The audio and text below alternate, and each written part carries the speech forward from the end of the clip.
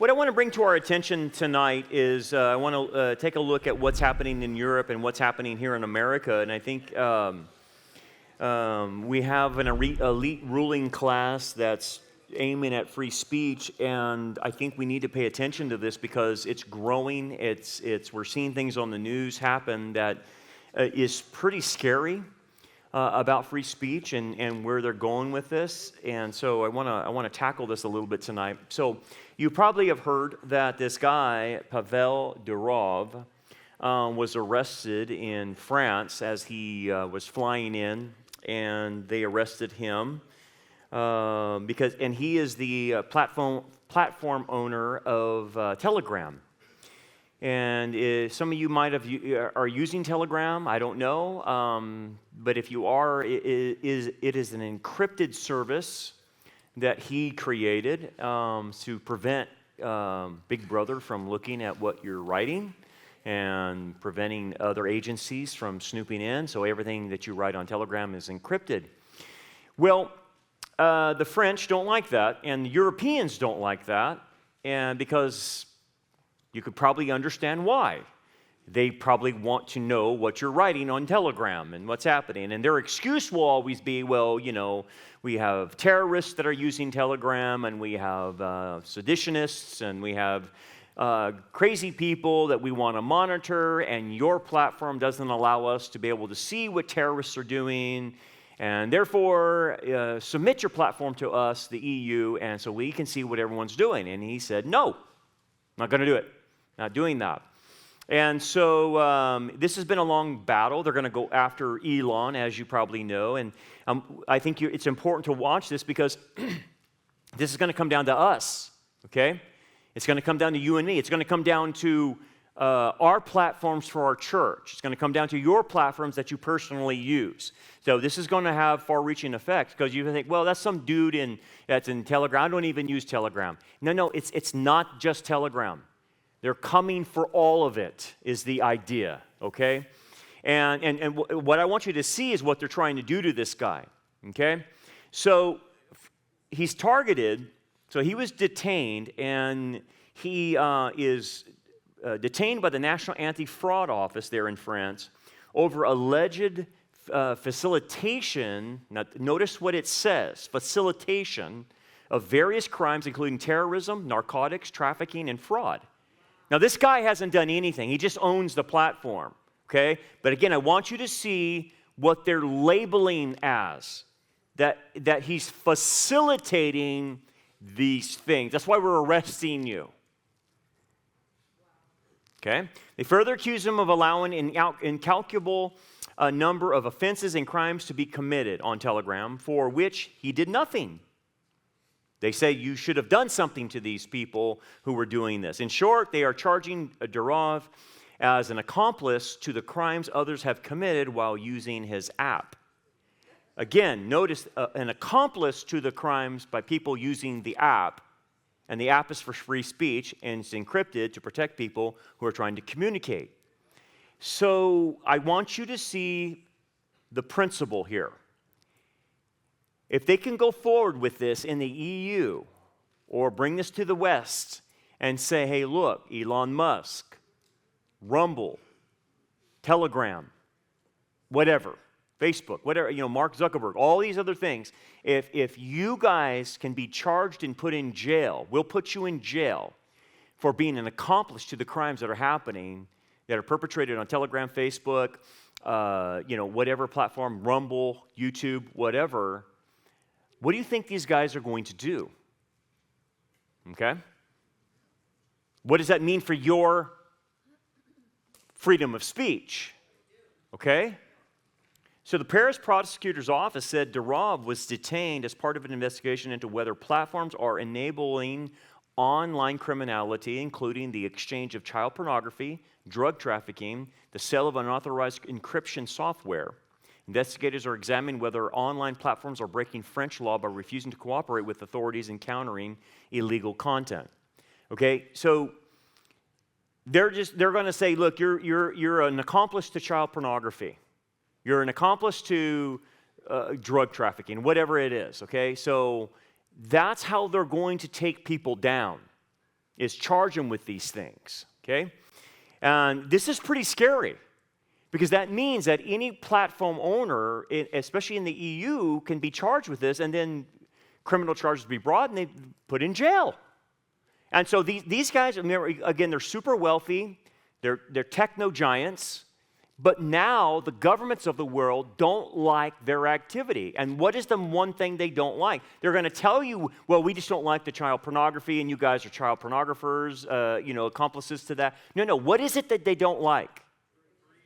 Free speech. And they definitely don't like the fact that they can't read it when it's encrypted. Okay? That's the problem. Okay? And so they're going to say, well, you're involved in child pornography and all this other stuff. That is a red herring. That's not what the issue is. It's free speech is what the EU doesn't like. So as you know, Telegram uses encryption and on purpose. Okay? And look, in a world of free speech in which we come from, not the European countries, but in our world, we understand that there could be people saying things that we disagree with. That's the nature of free speech, okay? That we may not like what someone says, but we have to allow that. Unless someone, there's rules for what you can and cannot say, obviously, and even in our free speech world. But in Europe, they don't have this mentality. It's whatever the government deems okay to say at the time. Okay? It's not like a law that continues on, and it's just whatever is relevant to the time. So that's why in Europe right now, with a lot of the Muslim immigration, they won't even call it Muslim immigration. They'll just call them Asians. Yeah, Asians. They're Asians. They're not Asian. I don't know why you would even say that. But this is their woke mentality of not to call a jihadi or a Muslim from Sudan or Iran or Somalia or whatever. We're just going to call them Asian immigrants. What? I mean, it's just crazy, right? So even in Europe, they can't call it for what it is. Okay? They have a major problem. They have a demographic problem in Europe, and the demographic is Muslim. I'm sorry, that's what it is. And when you let that happen to your country and Muslims take over, they bring their Muslim culture with them, and they invade with their Muslim. They're not assimilating. They're not doing that. They're bringing dominance of Sharia law to Europe, and Europe's being lost because they have these crazy leftist liberals running their country thinking Europe doesn't have a culture, and so who are we to say anything to this Muslim culture? And basically, it turns into a rape culture, and we're just going to let this happen. But anyway, we're going to get on Telegram because Telegram's telling the truth, and we don't like them doing that and inciting people. So this is what a lot of people are getting charged with incitement in Europe about. So anyway, what we find out, and the Wall Street Journal had this article, that he was wooed and targeted by governments for a long time, and especially France. France was trying to woo him to come under their umbrella so that they could control what was happening, and he just kept pushing back, and so finally they just arrested him. Okay, you don't want to play ball? You want to come under us and you want to work with us like Mark Zuckerberg works with the Biden administration or the Obama administration? You don't want to be like that? Then we'll arrest you, right? And so it ends up, he got targeted by the very government that tried to work with him 6 years ago with Telegram. They knew he was creating an encrypted program, and they tried to woo him. And he said, no, I'm not doing that. I'm for free speech or whatever. So what's happening with Europe, and you need to pay attention to this, because it's going to come here to the United States, because we have a lot of our politicians that love what Europe does, especially in the area of free speech. So what we're seeing is Europe is becoming the epicenter for destroying free speech in the West. And it's permeating all through Canada, the United States, Australia, New Zealand. All of the West is getting what these Europeans are doing about free speech. It's already happening, okay? So this is what you need to pay attention to as far as understanding Europe. They have what's called the Digital Service Act. They try to push this on Elon Musk, and you probably read what he told them to do. But this came, and you can go to the European Commission and read this and everything, all you want. It's there. It came in about 2022. And it was intended to target free speech because they don't look at free speech like you and I do. They don't value it. Okay? They see it as misinformation, disinformation. It doesn't fit the narrative, whatever. They got to stop that. And so basically this Digital Service Act empowers globalist EU governments to censor any speech that they see fit. And so that's what's been going on in the last few weeks in Europe as they're targeting people and arresting people for what they say on social media, saying you're inciting violence, you're inciting riots against Muslims, you're homophobic, you're Islamophobic, and so we're going to arrest you. And that is what's going on. And so one of these guys, this is the EU International Market Commissioner, Thierry Breton. I think I've already exposed you to him with Elon Musk, but I mean, this is what the guy says. Is he goes, with the DSA, the time of big online platforms behaving like they are too big to care is coming to an end. And so the EU is in full swing to target all the platforms right now, including Elon Musk and whatever. So there's a big war happening right now. And then there's another creepazoid, as I call them, that hates free speech. This is the EU Commission Vice President Margrethe Vestager added that with today's agreement, this is back in 2022, we ensure that platforms are held accountable for the risk their services can pose to society and citizens. And what you need to translate that is, I don't like free speech. I don't like the risk involved that it poses. So they're basically demonizing free speech. And so they want to control what everyone says. Okay, so as an example of this ongoing war with the platforms, the EU accuses Elon Musk X of misleading users. So here's what the EU tries to impose. They try to impose a fine of X up to 6% of its global annual turnover. Now you think, what's 6%? No, it's 6% of billions of dollars. So that's a lot of money. And basically telling, look, if you don't comply, Elon, with our ways and this commission thing, that these laws that we have put in order, you can't use. We're not going to let you use X in Europe. Okay. And that's what they're going to do with all these platforms. They're just going to say, because of this new law, you cannot use your platform in Europe. They're just going to cut them off from the European market. Basically, that's what the Europeans are doing. Okay. But please understand that people on the left here in America love this idea. This is their way of being able to finally censor. They could not stand when Elon Musk bought Twitter. They could not take that because he's for free speech. And Twitter was what they were writing. That Twitter was the controlling of the narrative, right? And so they want to impose these fines on him. And, Elon Musk is a squirrely guy. There's no doubt about that. He's a genius. There's no doubt about that. He's the second richest guy on the planet. But they're targeting him. They don't like him. And I'm watching this play out, and I don't like what I see, because when the elites are for power, they'll try to take guys out like this. They'll do anything that, if they have to put him in jail. I mean, you already saw it with Trump. So, in many ways, I feel bad because he's going to be targeted by them. He already is. This is NPR. Not that I get really my news from NPR, but I wanted to show you what the other side is saying, because NPR is crazy, and they should be defunded, by the way. So I'm not supporting NPR. I just want to show you what they say on their platforms. So this is an NPR article. And they said the need to regulate big tech more effectively came into sharper focus. And look at the lies. After the 2016 U.S. presidential election, when Russia used social media platforms to try to influence voters. That's a lie. That didn't happen. Okay, NPR, we're publicly funding you. And then they said this. Tech companies like Facebook and Twitter promised to crack down on disinformation, but the problems have only worsened. Actually, no, Facebook and Twitter were helping the situation on your side. I don't know what you're talking about. During the pandemic, health misinformation blossomed, And again, the companies were slow to act, cracking down after years of allowing anti-vaccine falsehoods to thrive on their platforms. I mean, that's crazy, right? That's why you don't get your news from NPR, right? But again, I want to show you that's what the other side says and thinks and believes.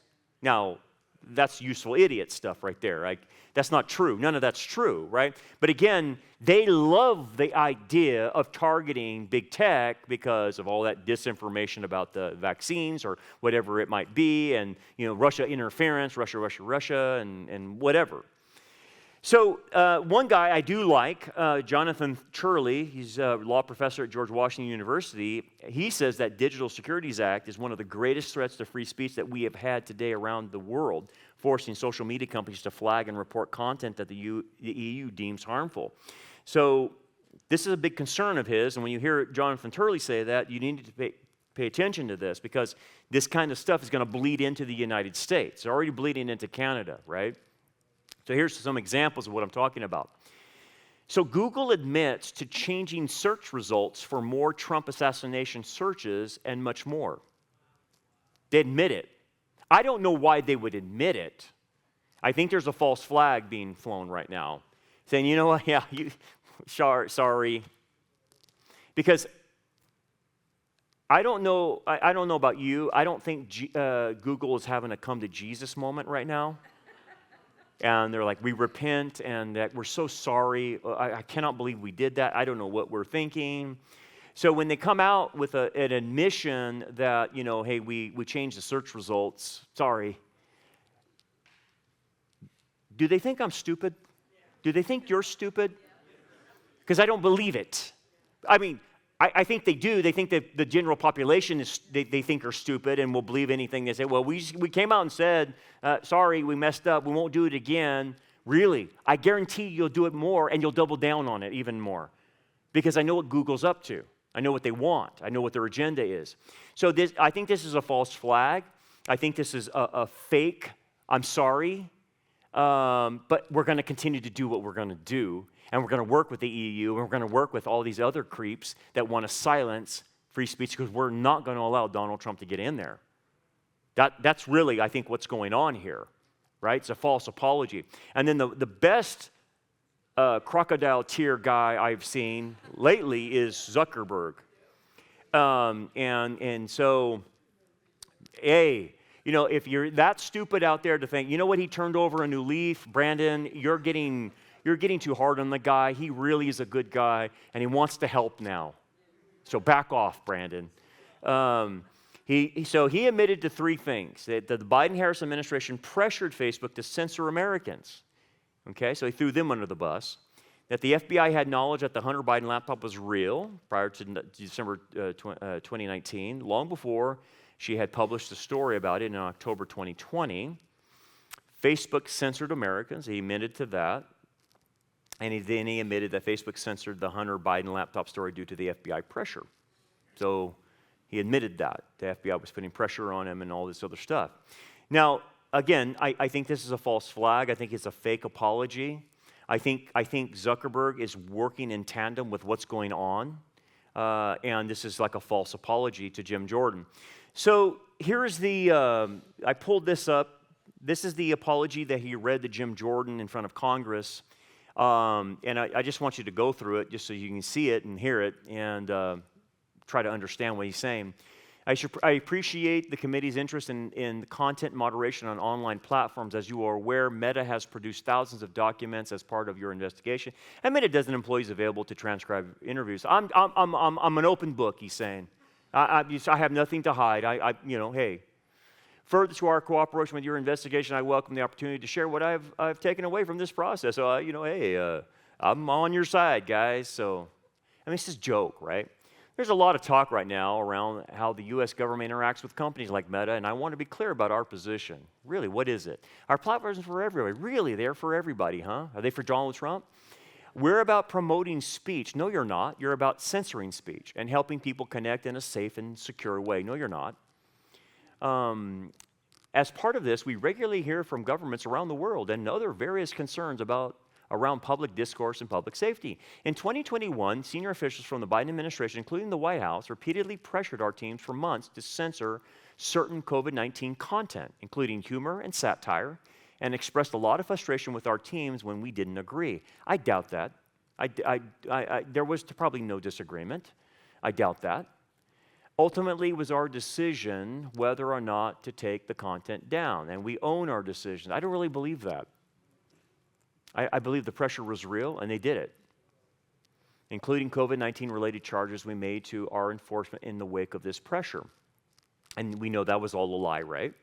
And YouTube to this very day will still take your presentation down about it, okay? Even though it's all come out. I believe the government pressure was wrong, okay? And I regret that we're not more outspoken about it. I also think we made some choices that, with the benefit of hindsight and new information, we wouldn't make today. Like I said to our teams at the time, I feel strongly that we should not compromise our content standards due to the pressure from any administration in either direction, and we're ready to push back if something like this happens again. Wow, it's amazing, man. He's a political born again. Just amazing. Amazing how this guy is just so open and honest. In a separate situation, the FBI warned us about a potential Russian disinformation operation about the Biden family and Burisma in the lead-up to the 2020 election. That fall, when we saw a New York Post story reporting corruption allegations involving then Democratic President nominee Joe Biden's family, we sent the story to fact-checkers for review and temporarily demoted it while waiting for a reply. It's since been made clear that the reporting was not Russian disinformation, and in retrospect, we shouldn't have demoted the story. I wonder why they threw Biden under the bus. We've changed our policy and process to make sure this doesn't happen again. For instance, we no longer temporarily demote things in the U.S. while waiting for fact checkers. So you tell me this. I mean, you're a smart individual. You're not like the knuckle draggers out in the rest of the world that believe in Mark Zuckerberg, because I don't. What is he doing here? Okay, what's happening? What's going on behind the scenes? If you can use the wisdom that you have from the Bible and you're as wise as a serpent, what do you think's going on here? So we're going to apologize. It's a fake apology, but we're going to continue to do the same thing over again. It's just total manipulation. You're totally right. And I hate to say this. There's too many people out there that have stopped using their brain. They're not dumb. They just don't listen anymore. They're not looking at information, and that's the kind of people they manipulate. I know you're not like that, and we're not like that. And like none of us would buy that. We're like, the guy's not apologizing for anything. He's a liar. That's who Mark Zuckerberg is. He's a liar. But you got to remember, the general population doesn't think like you do. They're not fact-checking. They just hear it, and they go with it. And that's been proven over and over again, okay? And so it's a fake apology. They're going to continue to do the same thing. And I think what you realize is that behind the scenes, they're all cooperating with each other. And this is window dressing. You go out there and apologize to Jim Jordan. He's their bulldog. Satisfy him. Do your crocodile tears, and then we're going to be back to normal right when you get back. So don't worry about it. You're working with us. Okay? Again, go back to Telegram. That they already wanted him to work with the French and EU government, and he wouldn't comply. And what I'm telling you is, Mark Zuckerberg is complying. He's going with them. That's why they're leaving him alone. So he realizes if he doesn't work with them, he's going to get targeted just like this other guy for Telegram, just like Elon Musk is getting targeted. And so Mark Zuckerberg is saying, I'm going to cut a deal with you guys. We'll pretend that our platform is free for free speech, but I will work the algorithms as you tell me to work them. Thank you very much. Just don't put me in jail. Because I'm a multi-billionaire, and I don't want to go to jail as a multi-billionaire. So he's going to save his own skin. That's what this is about. So apart from the content moderation, I want to address the contributions I made during the last presidential cycle to support electoral infrastructure. No, that was called Zuckerbucks. Remember that? The Zuckerbucks? The idea here was to make sure the local election jurisdictions across the country had the resources they needed to help people vote safely during a global pandemic. The funny is, you put all the money in markets that voted Democrat in certain urban cities. That's where you put all the money at. You didn't put the infrastructure in any conservative areas. You put them all in Democratic zero zones, man. I mean, it was just total. You could see it from the outset. And you sunk millions of it in there. And these contributions to the Chan Zuckerberg Initiative, they were designed to be nonpartisan, yeah, right, spread across urban, rural, and suburban communities. They're not. They were mainly Democratic, urban. Still, despite the analysis I've seen showing otherwise, I know that some people believe this work benefited one party over the other. It's true. But, guys, I'm coming to Jesus, so my goal is to be neutral. I repent and not play a role in one way or the other, or even appear to be playing a role, so I don't plan on making a similar contribution this cycle. And I want to say, liar, liar, your pants is on fire. Okay? That's what you have to understand. If you buy that, I got oceanfront property, as George Strait says, in Arizona. What's the song say? Oceanfront property in Arizona, right? If you believe this, then you're going to believe George Strait when he says, I got oceanfront property in Arizona. This is ridiculous. Okay, so what's happening? France isn't targeting Zuckerberg. I wonder why. Why isn't France targeting Zuckerberg? Because he's cutting the deal. He's cut a deal with them. Okay? Why are they not saying he's enabling child pornography on Facebook? Why is there a double standard? Why are they going after Durov and not Zuckerberg? You see what I'm saying? One guy's cutting the deal, the other one's not. Now this is serious business at this level, man, because it's going to filter into us, okay? So this guy's going to go get backed off because the New Mexico Attorney General is accusing Meta of being a breeding ground for child predators in a new lawsuit. So New Mexico's Attorney General is accusing Meta and its CEO, Mark Zuckerberg, of enabling child sex abuse and trafficking on its sites. According to the Attorney General undercover investigation, Facebook and Instagram's algorithms created a marketplace for the sexual exploitation of children, and Meta enabled adults to find, message, and groom minors, soliciting them to sell pictures or participate in pornographic videos. Let me tell you this. This will die the death of a rag doll since Mark Zuckerberg has decided to cooperate with the deep state. Okay, it's not going anywhere. Okay, so this guy, this New Mexico Attorney General, he's going to have a call and say, stand down. He's on our side. He's cool. Don't worry about it. But this is what I'm talking about. They will bring accusations against people like this. Elon Musk will be next. He's promoting child trafficking, pornography. And look, when the people out there that are low information, okay, and they hear in some soundbite, well, Elon Musk is supporting pornography for children. That's all they hear. They'll hear CNN say that, MSLSD say that, or whatever, and they just hear that, and they don't fact check the thing, and they just go with it. Well, that's that child pornography stuff. There's all those guys are bad. And they don't want that. Elon Musk won't want that. So this is a big deal. So here's Rumble. Okay, we're on Rumble. We're on Facebook. We're on YouTube. It's going to affect us. So Rumble, he's the next guy probably going to get targeted. So Rumble founder CEO Chris Pavlovsky said, "I'm a little late to this, but for good reason. I've just safely departed from Europe." Yeah, right. Yeah, exactly. Get out of there while you can. France has threatened Rumble. So he's even said France has come after Rumble. And now they have crossed the red line by arresting Telegram CEO Pavel Durov, reportedly for not censoring speech. And he goes, Rumble will not stand for this behavior and will use every legal means available to fight for freedom of expression, a universal human right, Pavlovsky added. We are currently fighting in the courts of France, and we hope for Pavel Durov's immediate release. So what I'm saying is he's already indicating they're coming after him too. And this is all coming out of Europe, okay? It's France, and okay, you can say it's Macron, but it's really the EU coming after this.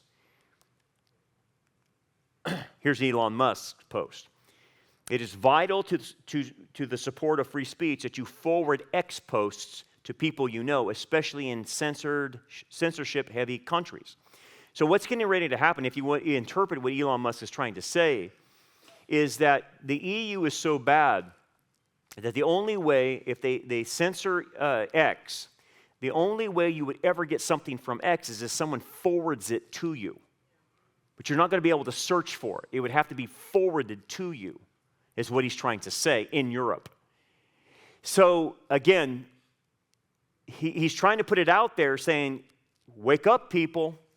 And I'm glad 36 million views had got that post. I'm glad for that because everyone needs to understand what's at stake here.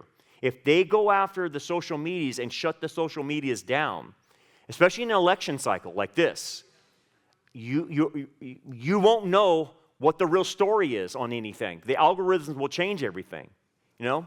Okay. So then this guy pops up. This is Alexander Vidman. And he is, interesting enough, a Democratic candidate who was a key witness against Donald Trump in his first impeachment trial, by the way. And he says, let's see, while Durov holds French citizenship, is arrested for violating French law, this has broader implications for other social media, including Twitter. So he's aiming right at Elon. There's a growing intolerance for platforming disinformation and malignant or influence, malign influence or whatever, and a growing appetite for accountability. Musk should be nervous. So that's a threat to Elon.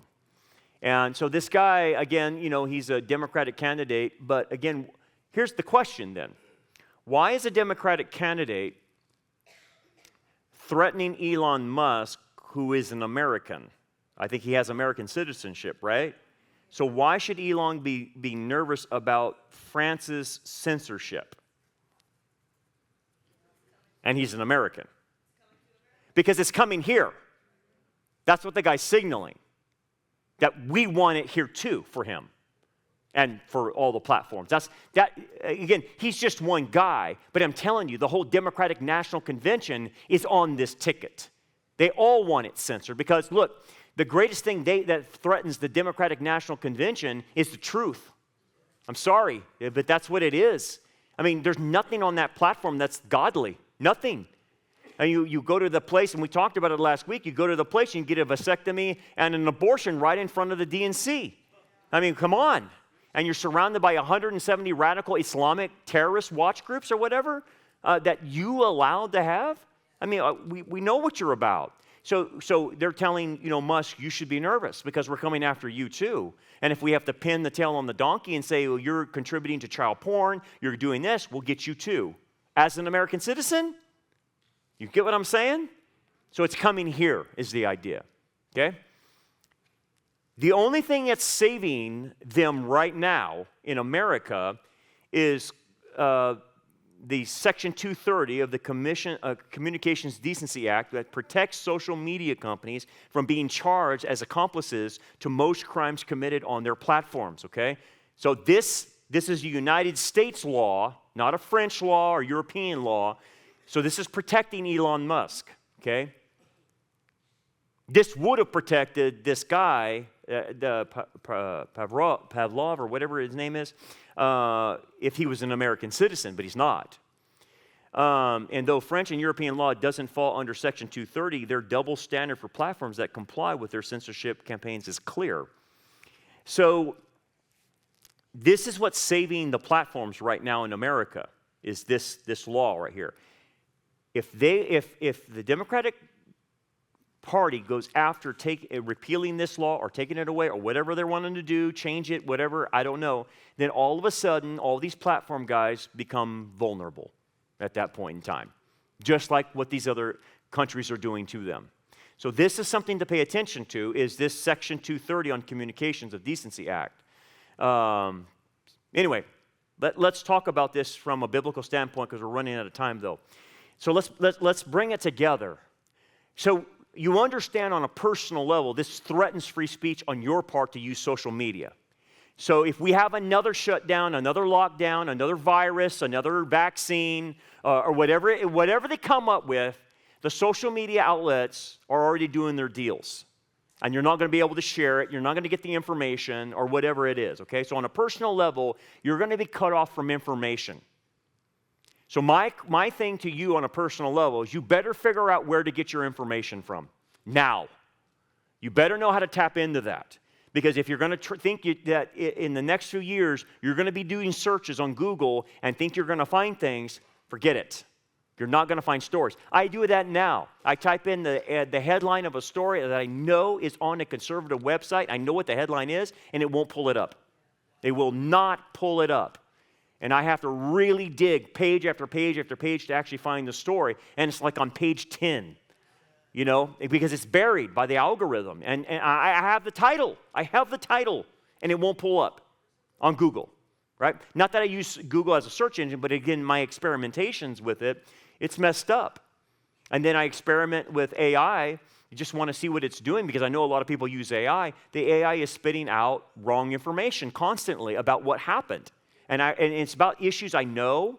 And I said, tell me about this. And it goes, and it's like, wrong. It's totally wrong. Tell me about this. And it just spits out the information, and it's wrong. So the algorithm I already know, like ChatGPT-4, the algorithm is already geared towards misinformation. It's already giving people the wrong information. So the problem is they want people to start thinking that AI is everything, and that AI is where you get all your information. And I can already tell you, it's not telling the right story. It's giving false information. So if they convince the populace that we can get our information from AI, they can control them with the algorithms. That's the problem. Okay, let's move back to Europe. So that's on a personal level, but let's on a biblical level, what's happening? The biblical level, what's happening is the formation of the beast government is happening. And with the beast government, we won't be here for the tribulation, but this Antichrist beast government will control everything. Will control all the information, will control buying and selling. It controls everything. And so the system is, and the mindset's already being created. So why do I focus in on chess pieces of Europe, the European Union, and Russia? Because the fight right now is between who wins this. And I've already talked to you guys about this, but again, I always want to bring it back to what do we need to be looking for as far as prophecy is concerned? Well, as you know, Daniel predicted the metallic man. There would be 4 Gentile empires over Israel until the second coming. And the interesting one is that 4th empire, the beast empire, which is a conglomerate of previous empires of Babylon, Medo-Persia, and Greece. But then it has iron because it's so strong. But then if you notice, it starts with the legs and thighs, or starts with the torso, but then it goes into the legs and it breaks up into 2. So 2 legs, and that's exactly what happened is the Roman Empire broke up into 2 areas. And I've talked to you guys about this before. And so we're in the 2-legged stage of Daniel's metallic man. The next stage that we go to is a global government. So that's the next stage. But right now we're in the 2-legged stage of Daniel's metallic man. The global government will be the feet, partly of iron, partly of clay. I'll talk about that in just a second. But as it stands now, and I've done this before, when the Roman Empire split up, you had Constantinople being the capital, which would be there in Turkey when it broke up, and then the other capital would be in Italy with Rome, okay? And that's how the Roman Empire was divided, and it was split in 2. But as I've showed you before, in the West, it moved from Italy or Rome, and it moved into France under Charlemagne, and then it moved up to Germany with Otto I, I believe it was, in about 970 AD. So the central power centered around in this German area, or basically Western Europe. That's the Western portion. The Eastern portion, as you know, when Constantinople fell, the rulers, the princes, the scholars, and everyone else made their way through, Bulgaria, Romania, Ukraine, up into Russia and settled right there in Moscow, in that area of Russia. And so what we see from prophecy is that we're in the two-legged phase, and this is where the metallic man stands. The western leg is right there in Western Europe, and the eastern leg is there in Russia. And guess what we're having a problem with, right? So we know the next stage is globalism. Okay, so then the question then I present to all of us, which of the legs supports globalism? It's the western leg, right? Because the eastern leg is wanting, Russia to come back to its old stature and be the head of the nations, and it's really Russian nationalism, authoritarianism, but it's Russian, okay? It's the western leg that's going global. It's the western leg that wants to curtail free speech. Now, don't get me wrong, Putin curtails free speech. Don't get me wrong there, because all totalitarian regimes curtail free speech. Okay, so don't think he's a nice guy either. He's a bad dude. He's eventually going to invade Israel. But nonetheless, I know who wins, and I know what Western Europe wants. And I'm watching right now what Western Europe is trying to do to free speech. And I already know that Western Europe wins the battle. They get global domination. Something happens to America. Okay, we go off, maybe the rapture, it decimates America, I don't know. Maybe we collapse financially, I don't know. But Western Europe takes the lead in globalism. So the reason I'm focusing you in on Europe is because that's who wins. And if I'm already seeing what they're trying to do, then I already know the inevitable step is going to come to America, to Canada, it's going to come to Austria, all Western society, this mentality of these Europeans. So we're not safe being here in California from Europe. It's going to reach here because it's a global movement, is what I'm trying to say. And it's eventually going to affect us. How much is it going to affect us? I don't know.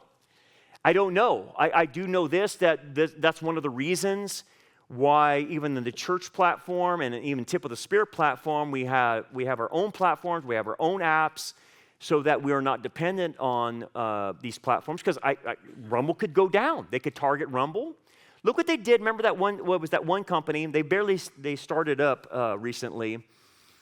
Parler. You remember Parler? And they start there. I saw a commercial for them actually trying to get back up. But remember what happened to Parler? Totally shut down like overnight, right? And don't forget that. So they can do that to these other guys somehow, some way. Look, these guys are nefarious. No, there's no telling what they can do. They can kill people. Yeah, that's part of it. But they can pay people off.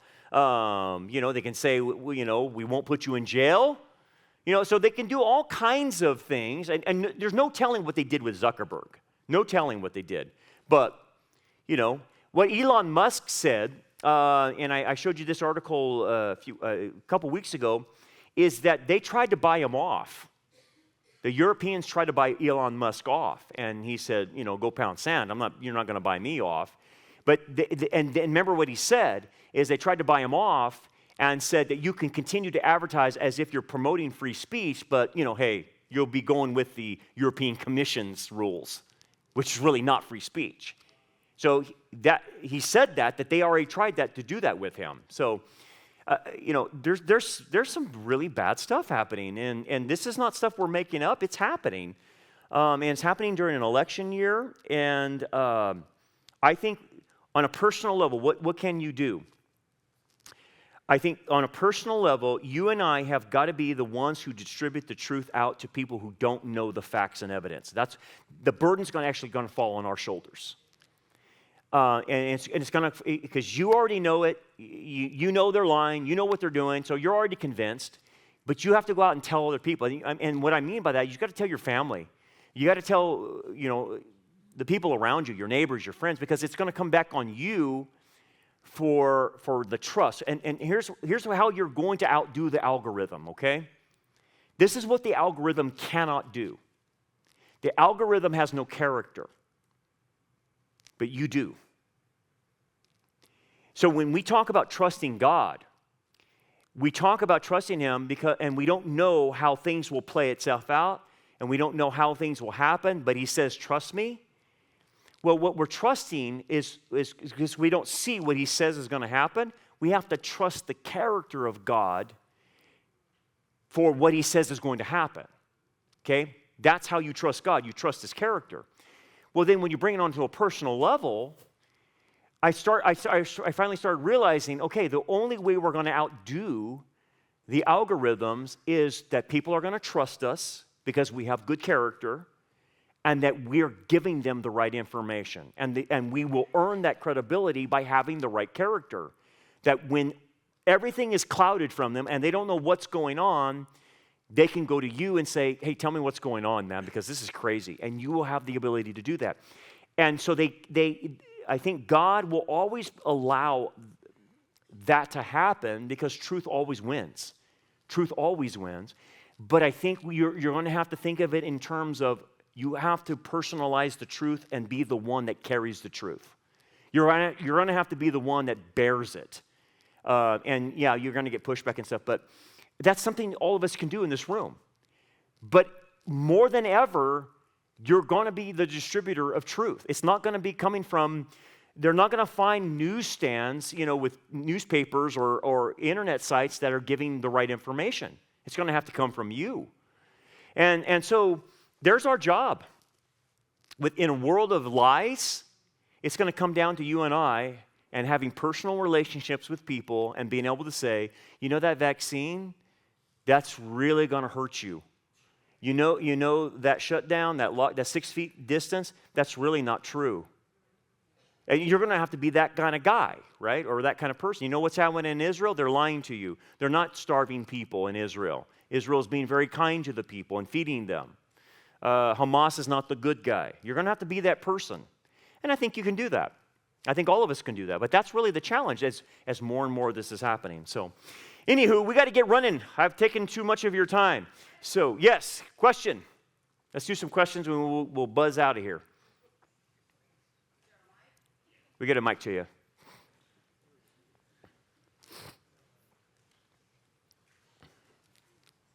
A couple years back, you recommended, rather than using Chrome or Google, to use DuckDuck.com. Is that still a viable site? Yeah, I use DuckDuckGo, and that's a good one. Do not use Google. Please do not use Google.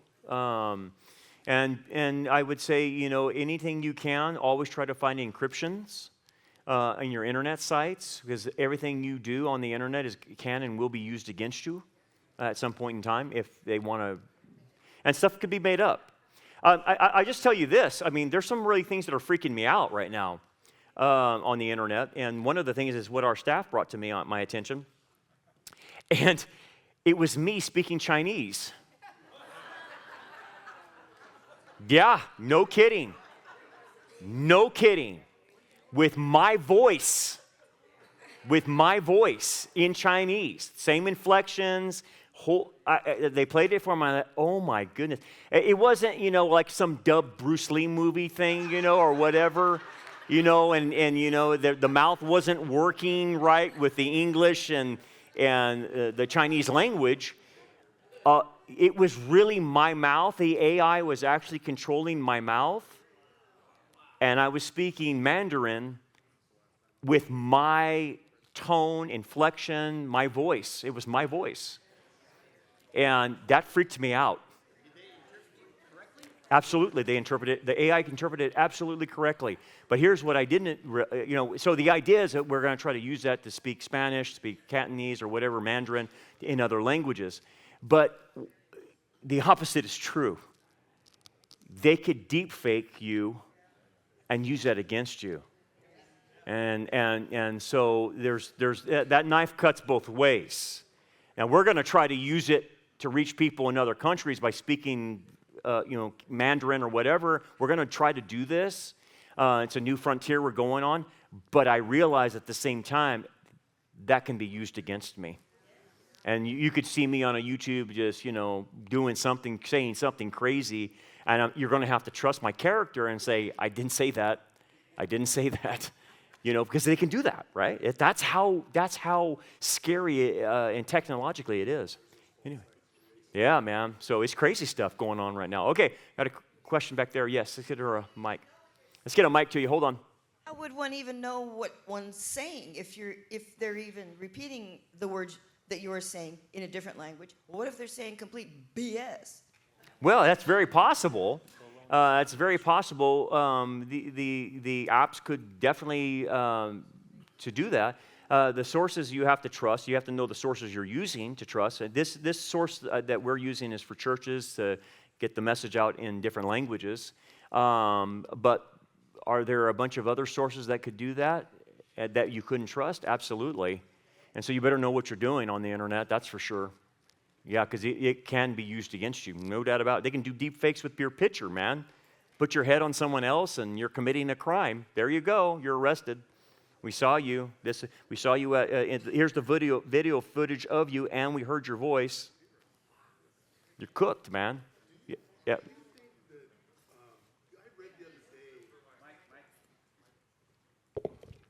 I read the other day that they're talking, some of these people are talking about destroying and cutting the underwater fiber optic line. That the communication between continents would cease to exist. Yeah. Is this something that It's very possible. It's communications lines, and you know that's people can do that. It's an EMP, and then all of a sudden we're knocked out. There's a lot that they could do to knock civilization off the rocker. So yes, and that's a possibility. It's a real. It's a real possibility. That's why we have been working at Rock Harbor to establish an alternative communication source with the ham radios, and being real close knit. Because I'm going to tell you, if something like that ever goes down, or you have riots in the street, or something starts breaking down, you have an EMP go off and the electricity doesn't work. That's what we're trying to establish at Rock Harbor, is that we can take care of one another during those periods of time. And so I don't want you to freak out. We're ahead of this. We're working on this, and we're one of the few churches that we don't have tinfoil around our head, but we do recognize that there are serious threats like that. And if all Hades broke loose, what would we do? And we're not going to let you fend for yourself. That's for sure. We have done everything we can to try to say we're going to take care of our people. That's why it's important to know the body of Christ and be plugged in. Especially Rock Harbor, because if it goes bad, we'll take care of you. We're set up to take care of you. So anyway, so it's a good point, because those things can happen. You read those books, and I don't know what they're called. You guys know those books, like A Minute After? Something like that. I don't know what the titles are, but they're like that. Like, okay, what happens if an EMP goes off? Boom. In the next 30 days, what happens? Everybody that's on some type of drug to keep them alive dies. The psychotic meds, what happens? Everyone starts going crazy because they can't get their meds. So you have oh man, you don't read that before you go to bed. I guarantee you that. Do not do that. You will freak out, man. Right? And I shouldn't have done that to you tonight, man. Because you can't get your meds. What are you going to do? And you might go crazy or something like that. You were running up and down the streets, and you're like, what happened to them? They don't have any psych meds. They had nothing ready for themselves. And we see you running up and down the street. So please get enough medication, at least enough to survive, so you don't go crazy, because we have no place to put you. We don't have padded rooms or anything if you should go crazy in those situations, okay? So Anyway, we got to get leave on a light note like that, okay? So anyway, let's pray. Father, thank you, Lord, for this evening. Thank you for preparing our hearts. We understand the signs of the times, and thank you to know that you're in control, and we got to be responsible with our lives. But ultimately, we can trust you that you'll guide us through this. We got to follow your lead. We got to stay in tune with you, and you'll see us through till we make it home. We thank you, Father, for that. In Jesus' name, amen.